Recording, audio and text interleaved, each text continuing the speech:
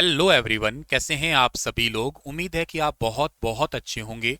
ये वीडियो उन बच्चों के लिए है जो बच्चा एचसीएस 2024 की प्रिपरेशन करना स्टार्ट करना चाहता है, शुरुआती कदम रखना चाहता है, उसके रिगार्डिंग ये वाली वीडियो है आपके लिए। तसल्ली से सुनना, कंटिन्यू तभी करना जब आप लोग इसके लिए हो सीरियस, वरना तो कोई इसका बात का मतलब ही नहीं है। मैं आपको इस वीडियो में पर्टिकुलर ये बताने वाला हूँ कि एचसीएस एक्चुअली आप लोग प्रिपरेशन करो तो आपके लिए क्वालिफिकेशन क्या है, आप लोग इसे स्टार्ट कर सकते हो क्या, पेपर कब हो रहा है, या इसके लिए जो ज़रूरी बातें, बुक्स कौन सी है, स्ट्रैटेजी क्या रहेगी, कैसे कैसा इसका पैटर्न होता है, उसके रिगार्डिंग मैं बात करने वाला हूँ इस पर्टिकुलर वीडियो में। आइए पहले शुरुआत करते हैं। सबसे पहली और इम्पॉर्टेंट बात यह है कि भाई आप एचपीएससी की बात करो या किसी भी राज्य की बात करो तो उस राज्य के अंदर सबसे टॉप एंड जो पोस्ट होती है वो पोस्ट होती है उस राज्य की पीसीएस की पोस्ट। जिसको आप हरियाणा की तरफ से बात करते हो तो हरियाणा सिविल सर्विस एग्जाम की बात करते हो एचसीएस। ऐसा नहीं है कि इस एचसीएस के मतलब एचपीएससी में एचसीएस की पोस्ट होती है। आप जब ये फॉर्म भरते हो तो इसके अंदर आपकी और बहुत सारी पोस्ट होती है, जैसे कि मैं अभी आपको बताऊंगा पूरा। ठीक है, उससे पहले अगर आप मेरा टेलीग्राम चैनल नहीं ज्वाइन किया है तो कर लेना, वो है स्टार IQ एजुकेशन। इसी नाम से गूगल प्ले स्टोर पे एप्लीकेशन भी है। ठीक है। एक पहली बात, ये एचपीएससी की बात इतनी तेज क्यों हो रही है क्योंकि इसका इस बार जैसे यूपीएससी कैलेंडर जारी करता है या एसएससी जैसे कैलेंडर जारी करता है तो बड़ा एक यूनिक काम हुआ कि पहले से ही हमें एक इसका कैलेंडर जारी करके बता दिया कि इस तारीख को इसका पेपर होगा। एचपीएससी कई सारे पेपर ले रही है, जैसे कि पीजीटी अलग अलग सब्जेक्ट के एग्जाम है जो कि 16 दिसंबर से लगभग एग्जाम स्टार्ट हो रहे हैं। और उन्हीं ही लिस्ट के अंदर अगर आप देखने की कोशिश करो तो ये 14 और 15 नंबर पे है HCS and other allied services examination. HCS और उनके साथ और भी एग्जाम है, जैसे कि मैं आपको मोटे तौर पे बताऊं तो ब्लॉक डेवलपमेंट पंचायत ऑफिसर है, डीएसपी की पोस्ट है, वो भी इसी के ही रिगार्डिंग आती है। और भी पोस्ट है जो इसके अंदर है, वो अभी आपको शेयर करूंगा मैं। इसमें दो क्यों लिखा है, क्योंकि इसमें एग्जाम के लेवल दो होते हैं, एक एग्जाम नहीं होता। एक एग्जाम होता है प्री, अगर आपका प्री क्वालिफाई करते हो आप लोग तो आप एंटर करते हो, फिर मेंस में जाते हो। प्री एग्जाम है इसका, फिक्स तारीख लिखी है 11 फरवरी 2024 है, और मेंस का तारीख लिखा है 30 और 31 मार्च लिखा है। अब कुछ लोग यहाँ पे ना डीमोटिवेट करने के लिए कह सकते हैं तुम्हें, मतलब यहाँ पे ना सही पर कहीं और कह सकते हैं कि नहीं, ये तो एक इलेक्शन के लिए स्टंट है, ये इस बार एग्जाम नहीं होगा, आगे होगा, पीछे होगा। तो प्लीज इन बातों पे मत आइएगा। एचपीएससी लगभग कोशिश कर रही है कि अगर ऐसे डेट फिक्स कर रही है तो समझिएगा अब है, और अगली साल 2025 में भी तुम्हें एचपीएससी का एग्जाम एचसीएस देखने को मिल सकता है। तो प्रिपरेशन स्टार्ट कर दीजिएगा अगर आपने इसके लायक सोचा है तो। जरूरी नहीं है, पहली बात मैं क्लियर कर देना चाहता हूँ कि सर मेरे पास तो अभी 3 ही महीने बाकी बचे हैं लगभग, तो मैं अभी ही करूँ। ये एक पूरी जर्नी होती है, इसकी शुरुआत कई बार कुछ आप में से ऐसे बच्चे हैं जो कंप्लीट ग्रेजुएशन पूरा कर चुके हैं। वैसे तो ये पोस्ट उन्हीं के लिए है, फिलहाल तो वही अप्लाई कर सकता है जो जिसके पास में अपनी ग्रेजुएशन कंप्लीट है। किसी भी स्ट्रीम में ग्रेजुएशन है उसका मायना नहीं रखता, चाहे आप आर्ट्स से है, चाहे आप साइंस से हैं, चाहे आप कॉमर्स से है, उसका कोई मायना नहीं है। लेकिन हाँ, आपके पास ग्रेजुएशन होनी चाहिए, चाहे आपके पास में मास्टर्स हैं तो भी चलेगा। जैसे फॉर एग्जांपल आपने आर्ट्स से ग्रेजुएशन कर लिया बट आपने मास्टर्स ज्योग्राफी से कर लिया, ठीक है, तो कोई दिक्कत नहीं, आप इसे फिल कर सकते हैं, कोई खास बड़ी बात नहीं है, किसी भी स्ट्रीम से करें। लेकिन हाँ, आपके पास में ग्रेजुएशन होना चाहिए। सर मेरे पास ग्रेजुएशन नहीं है तो कोई बात नहीं, आप अभी से प्रिपरेशन स्टार्ट करें, क्योंकि ये एक जर्नी है, इसमें एक सफ़र तय करना पड़ता है, बहुत सारी चीज़ें हैं, बारीकियां हैं, उनको कवर करना पड़ता है। ये एग्ज़ाम मजाक नहीं है कि मतलब मुंह उठा के कभी भी दे सकते हैं इसे। इसके लिए सच्ची जेन्युइनली पढ़ना ही पड़ता है। पढ़ना मतलब पढ़ना ही पड़ता है। बाकी सब चीज़ें एक अलग है भी, ठीक है मेरी किस्मत है, साथ देना है उसने, यहाँ ब्लेसिंग है, सब चीज़ें अलग है, पढ़ाई एक अलग है। पढ़ना तो पड़ेगा तभी सारी चीज़ें एसेसरी तौर पे इसमें शामिल होएंगी। तो यहाँ तो जेन्युइनली मेहनत करनी पड़ेगी। मैं शुरुआती तौर पे ही कह देता हूँ, आगे बढ़ूँ उससे पहले ही, कि मेहनत लगभग कितनी करनी पड़ेगी। तो आप लोग अगर इसी बार कोई प्लान कर रहे हो या किसी भी बार को प्लान करो, अपनी आदत कम से कम आपको 4 घंटे से 6 घंटे शुरुआत करनी है। कम से कम है ये, इससे कम का तो कोई दो राय, कोई चांस नहीं है। इससे ज्यादा कोई पढ़ रहा है तो इसका मतलब समझ लो उसका सिलेक्शन होने का चांसेस उतने ही ज्यादा है। भाई कोई हो सकता है 8 घंटे दिन में दे पा रहा है, हो सकता है कोई 10 घंटे बीच में दे पा रहा है। इस जॉब के लिए तकरीबन वो लोग ज्यादा सोचते हैं जो फिलहाल किसी जॉब में फंसे हुए हैं। क्योंकि जो बच्चा कॉलेज में होता है ना, उसको ये बात जल्दी से समझ में नहीं आती, उसको लगता है मैं कोई भी जॉब लग जाऊं तो चल जाएगा। लेकिन जो लोग जॉब में है फिलहाल के लिए, या कोई बिजनेस कर रहे हैं या कहीं पे काम कर रहे हैं, कुछ कमा रहे हैं, लेकिन साथ में चाहते हैं कि पावर नाम की भी कोई चीज़ है, ये पावर वाली बात ज़्यादातर समझ में आती है जब उम्र 30 के आसपास या 30 से प्लस होने लग जाती है ना, या 35-40 के आसपास उम्र आती है, तब 30 से 40 वाले जो दायरा है ना, उन 10 सालों में पावर की वैल्यू समझ में आती है। वहां समझ में आता है। 10 जब 20 से 30 में होते हैं तब तो समझ में आता है कि हाँ यार, जॉब होनी चाहिए, चाहे कोई हो, कोई फर्क नहीं पड़ता। लेकिन जब 30 से 40 का एज होता है, उसमें समझ में आता है कि ना, पावर की भी अपनी एक वैल्यू है। पैसा एक अलग मायना रखता है, लेकिन पावर भी एक वैल्यू रखती है। तो ज़्यादातर वर्किंग जो है, वर्किंग प्रोफेशनल है, वो इसके लिए प्रिपरेशन करते हैं। उन लोगों का ये टाइम पीरियड है, एटलीस्ट वो 4 से 6 घंटे। 4 शुरुआत है, बढ़ाना 6 तक ही लेके जाना है कम से कम। कैसे दे सकते हैं वो टाइम, वो खुद ही जानते हैं कि अपना कहाँ पे टाइम वो है, वो मैनेज कर सकते हैं इसको। चलो उसको बात और आगे पढ़ते हैं। फिलहाल के लिए तारीख है, ये तारीख नोट कर ली है, ऑफिशियल लेटर है ये। अब बात करते हैं एग्जामिनेशन का प्लान क्या है, पेपर कैसे आने वाला है। बहुत अच्छे से पता है, पर फिर भी एक बार सटीक तरीके से बता रहा हूँ कि हमारा जो एग्ज़ाम है ये 2 टाइप की कैटेगरी इसके अंदर है। मतलब जब आप प्री देने जाओगे तो एक सेम ही दिन आपको एक पेपर देखने को मिलेगा। जनरल स्टडीज़ का पेपर होगा, 2 घंटे का समय होगा इसके अंदर आपका। सुबह पेपर होता आमतौर पर 10 से 12, बाकी टाइम कोई भी चेंज हो सकता है। दूसरा पेपर होगा सी सेट का होगा। अब कुछ लोगों का यहाँ घबराहट होती है कि सर ये सी सेट क्या है। C SAT civil services aptitude test है। बिलीव मी, ये टेस्ट आप पास कर सकते हो अगर आपने कभी भी एसएससी की प्रिपरेशन की है, एचएसएससी की प्रिपरेशन की है, क्योंकि उसमें आप लोगों ने एक सब्जेक्ट रीजनिंग को, एक सब्जेक्ट आपने एप्टीट्यूड को, बेसिक मैथ कह दीजिएगा, इन सब्जेक्ट्स को पढ़ा है थोड़ा सा। और ये आपको आता है, नहीं भी आता ना, तो इसके लिए मैं कह रहा हूँ कि आपको बहुत ज़्यादा लोड नहीं लेना। उसकी वजह ये है क्योंकि ये जो 100 मार्क्स है ना, इस 100 में से आप लोगों को जस्ट 33 नंबर लेने हैं केवल और केवल। तो मतलब 33% मार्क्स सर, ये नंबर आप ले सकते हैं। PYQ 10 ईयर के कर लोगे तो भी काम चल जाएगा। मतलब मैं इतना तो श्योर हूँ इस चीज़ के लिए कि अगर आप इस सब्जेक्ट को जनवरी में उठा के करने लगते हो ना, मतलब पेपर फरवरी में देने जा रहे हो और जनवरी से स्टार्ट करते हो, तो भी ये मार्क्स ले सकते हो। पर हाँ, ओवर कॉन्फिडेंट मत होना। अगर बिल्कुल ही नहीं आता तो थोड़ा बहुत तो बेसिक जान लेना। पर ऐसा भी नहीं है कि बहुत ज़्यादा लट्टू हो जाओ इसके ऊपर। इसके बिहाफ पे आपका कोई गेम चेंज होने वाला है, इसके बिहाफ पे कोई गेम चेंज नहीं होने वाला। मैथ रीजनिंग ये बेसिक है, बहुत ही बेसिक है, इजीली इनको कवर कर सकते हो। PYQ पढ़ लेना तो भी आपकी समझ में आ जाएगी चीज़ें। हल्की फुल्की ट्रिक्स वगैरह तो हो ही जाएगी इससे। क्या आता है इसमें आगे बताता हूँ अभी मैं। दूसरा जो गेम चेंज करने वाला सब्जेक्ट है वो तो है जर्नल स्टडी, जिसको GS कहते हैं। इसको ही वाकई पढ़ना है हमें, यहीं से ही आपको जो है ना मार्क्स आते हैं।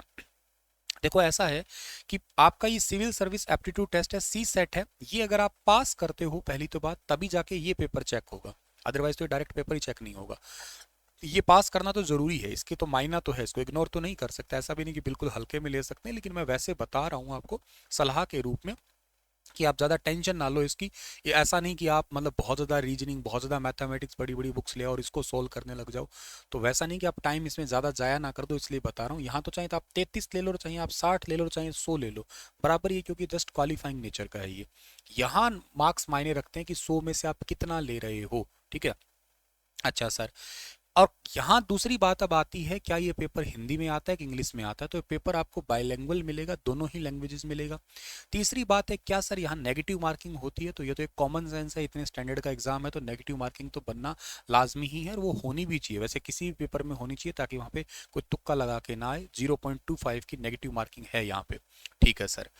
अगली बात हमारे पास में ये आती है कि कौन सिलेक्ट होता है। तो ऐसा ये है कि जो प्री में जो है ना टोटल बच्चे हैं ना प्री के, वो तकरीबन 12 टाइम कैंडिडेट ऐसे होते हैं जिनको मेंस के अंदर बुलाया जाता है।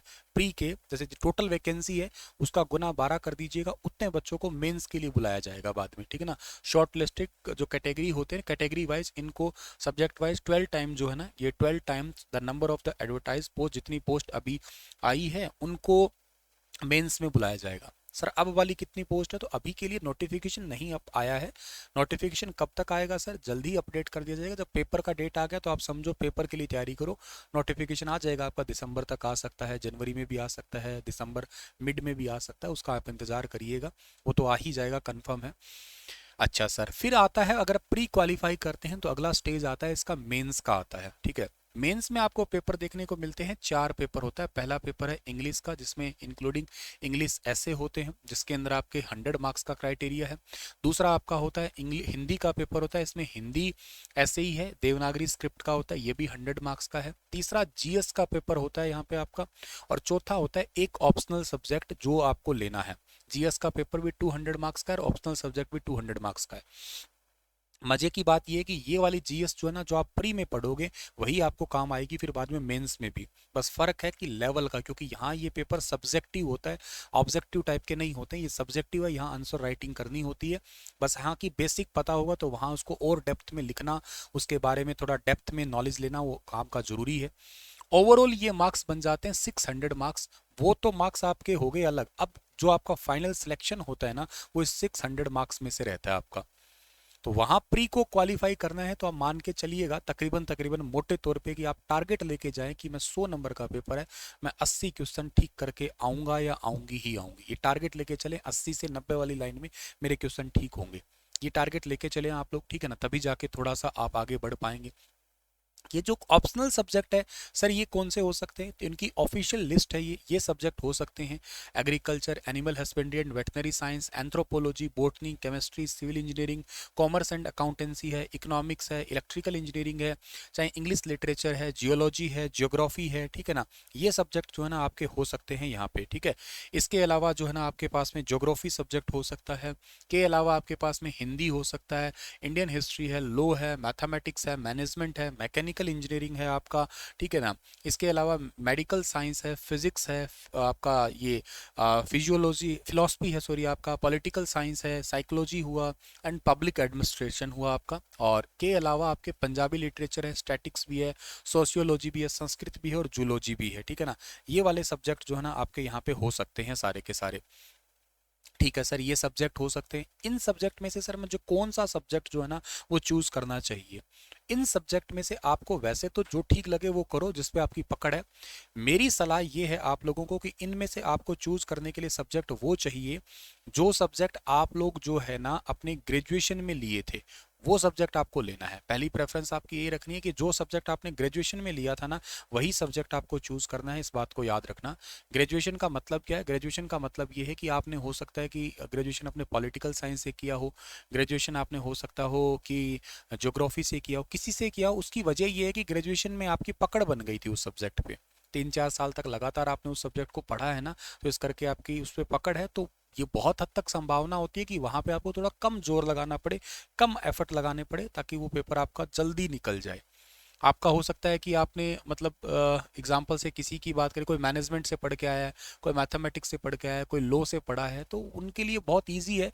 जो टर्म्स होती है उनको पकड़ में आती है, बस मेन मेन चीज़ें रिवाइज करनी होती है फिर बाद में, या पढ़नी होती है, तो जल्दी समझ में आ जाएगी। लॉ की टर्म्स, अब एक कोई बच्चा मान लो इंजीनियरिंग का है, वो डायरेक्ट लॉ उठा लेता है तो उसको फिर बहुत गड़बड़ हो जाएगा। ऐसे आनंद फानन में ना ले, ये सब्जेक्ट चूज करना भी अपने आप में एक बड़ी टास्क है।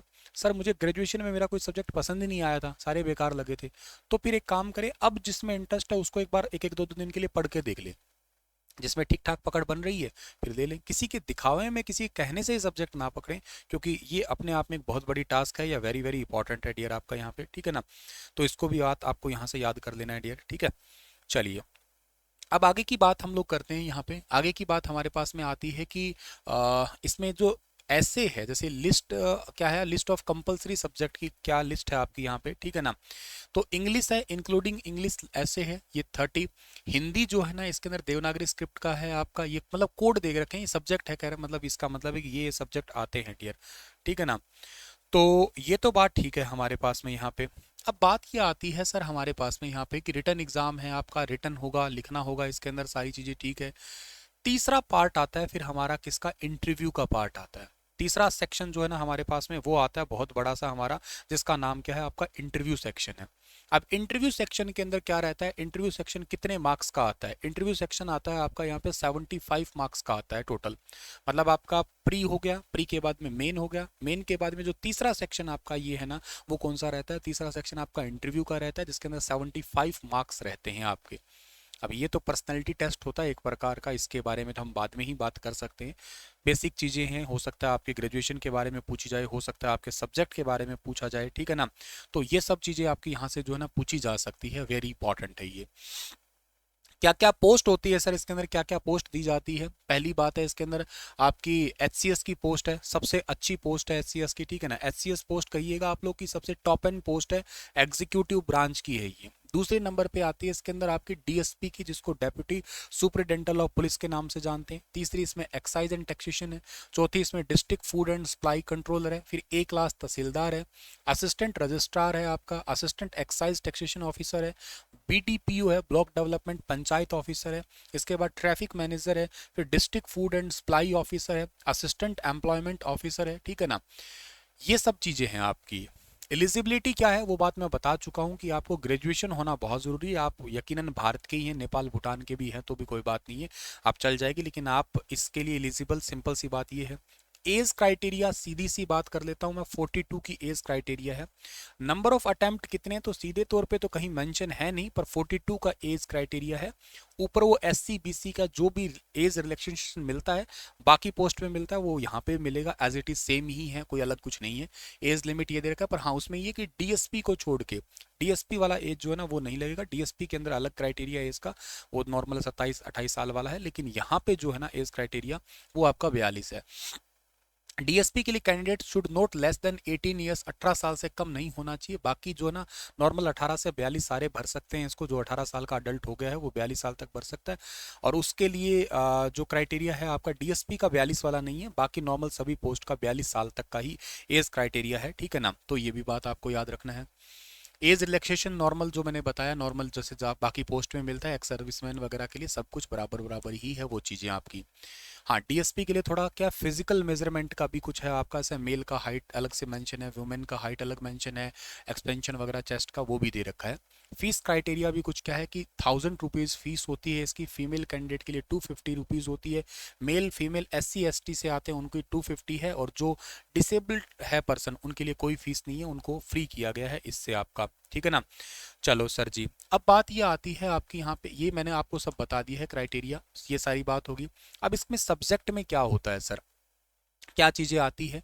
तो एक तो इंडियन पॉलिटी आती है, ज्योग्राफी आती है, हिस्ट्री आती है, इकोनॉमी आती है, साइंस एंड टेक्नोलॉजी आती है, एनवायरनमेंट एंड इकोलॉजी आती है, international relation and association and Haryana current affair और हरियाणा जीके। अच्छा खासा वेटेज है आपका 5 से 10 नंबर का, तो मतलब 5 6 7 हरियाणा के जीके के क्वेश्चन मतलब आते हैं, कहने का मतलब ये है। ये सब्जेक्ट रहते हैं आपके। साइंस हर बार पेपर में पूछी जा रही है, ठीक है ना, मैं आपको यहीं पे बता के चल सकता हूँ साथ के साथ ही। चलो आगे बुक्स लिखी हुई है, मैं बुक्स में लेके चलता हूँ आपको। 2 घंटे का पेपर होता है, ये सारे सब्जेक्ट आपको देखने को मिलेंगे। मार्क्स खैर वेरी करते हैं हर बार। सिविल सर्विस जो सी सेट है आपका, सी सेट के अंदर आपको ये वाले सब्जेक्ट देखने को मिलेंगे, ठीक है सर। तो आपके लिए जो आपकी बुक्स आती है यहाँ पे, ठीक है, वो कौन कौन सी आती है, ठीक है ना। सब्जेक्ट के अंदर जो इंपॉर्टेंट बुक्स है या हमें जो पढ़ लेनी चाहिए, लाइक हिस्ट्री की बात करते हैं। हिस्ट्री की बात करें तो हिस्ट्री के अंदर नॉर्मल देखो स्टैंडर्ड बुक्स तो है ही है, इसमें तो कोई दो राय है नहीं कि आपको स्टैंडर्ड बुक्स नहीं पढ़नी, वो तो है ही। पर अभी फिलहाल प्री के लिए क्या करना चाहिए आपको, प्री के लिए आप लोग जो है ना वो 11th और 12th की जो हिस्ट्री है ना वो पढ़ लीजिएगा। और इसमें आपको जो है ना 11th-12th की हिस्ट्री के साथ साथ जो है ना आप लोगों को ये बात जरूर याद रखनी है कि हम लोगों को जो है साथ के साथ यहाँ पे आर्ट एंड कल्चर को देखना है। आर्ट एंड कल्चर के साथ साथ जो है ना हम लोगों को क्या देखना है, आर्ट एंड कल्चर और के साथ साथ जो है हमारा जो प्राचीन भारत का इतिहास है वो भी देखना है। आर्ट एंड कल्चर देखना है, प्राचीन भारत देखना है हमें, और मध्यकालीन भारत और के साथ में आधुनिक भारत, ये वाला सारा सेक्शन जो है ना हमें कवर करना है यहाँ पे। तो एनसीईआरटी है हमारा, एंसेंट एंड मिडाइवल पार्ट है आपका, और एनसीईआरटी से मॉडर्न इंडियन हिस्ट्री आपको पूरी करनी है। स्ट्रगल पढ़ना है इंडिपेंडेंस का, वो तो है ही है। आर्ट एंड कल्चर से बड़े ही सवाल पूछे जाते हैं, 11वीं 12वीं की history very very sorry NCERT very very important है।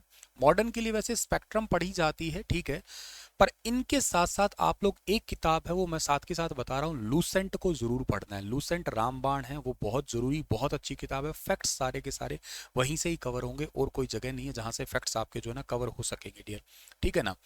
अच्छा सर, इसके बाद में आर्ट एंड कल्चर की नितिन सिंघानिया बुक है, ज्योग्राफी, ठीक है। चलो मैं एक काम करता हूँ, ये बुक्स वाला सेक्शन का एक अलग वीडियो बनाता हूँ आपके लिए, ठीक है। फिलहाल के लिए तुम्हें मैंने इतना बता दिया, जिन बच्चों को केवल इतना ही जानना था कि हाँ ये चीज़ें हैं, ये सब्जेक्ट है और क्या क्या इसके अंदर आएगा।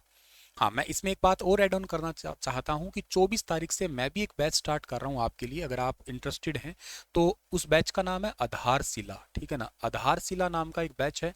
इस बैच में आप एनरोल हो सकते हो। ये बैच 24 तारीख से स्टार्ट हो रहा है, 24 नवंबर से स्टार्ट हो रहा है। इस बैच का कॉस्ट अभी 24 तारीख तक केवल 1999 ही है, बाद में बढ़ के 6999 हो जाएगा। इसमें मेरे द्वारा आपको पॉलिटी, हिस्ट्री, ज्योग्राफी और इसके साथ साथ economics, current affair, Haryana GK, Haryana current affair, ठीक है ना, ये सब कवर आपको करवाया जाएगा। आर्ट एंड कल्चर, ये सब आपको कवर करवाया जाएगा इसके अंदर, ठीक है ना। जो चीज़ पेपर में पूछी जा सकती है भाई, आपको बुक्स का लफड़ा है, समझ नहीं आता, सब चीज़ आपको टॉपिक वाइज उनकी पीडीएफ इंग्लिश हिंदी बाइलिंगुअल सब चीज़ों में मिलेगा। वेरी वेरी इंपॉर्टेंट है ये बैच, आप अगर लेना चाहते हैं, सीरियस है इसके लिए। एक ही बार जीके पढ़नी है, दोबारा आपको कहीं कहीं बार बार चक्कर नहीं काटने, एक एक चीज़ें आपको बारीकी से समझ में आ जाएगी। स्टार IQ एप्लीकेशन पे आपको जो है ना ये मिल जाएगा, तो इसको आप लोग ज्वाइन कर सकते हैं डियर, ठीक है। चलिए, थैंक यू सो मच। इसको एक बार के लिए इतना ही रखते हैं, उसके बाद में बुक्स का एक अलग से वीडियो बना दूंगा मैं। कोई डाउट है तो आप इसको लिख सकते हैं यहाँ पे, ठीक है।